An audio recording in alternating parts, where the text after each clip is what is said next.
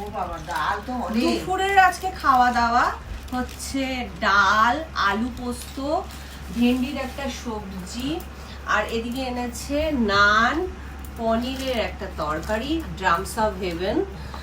আর কি আছে? আর কি আছে? ভাত আছে।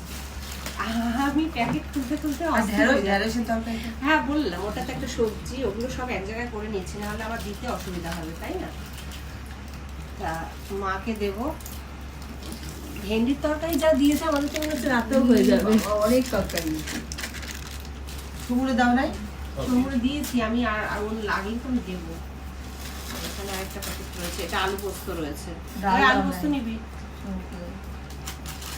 আলু পোস্ত অনেক যেটা লাগবে না এখন এগুলো হ্যাঁ সব কাটছো কেন? সেটা আমি বুঝতে পারছি মানে না, এগুলো কেটে দিলে নষ্ট হয়ে যাবে। ফয়েল প্যাক আছে, নষ্ট হবে না। ও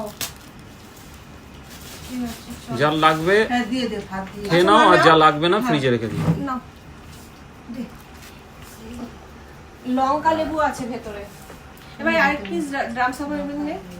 এক পিস নে। এক পিস দাও, এক পিস দাও, পারবি, ছোট্ট ছোট্ট পিস। কিছু হবে না। কিছু না।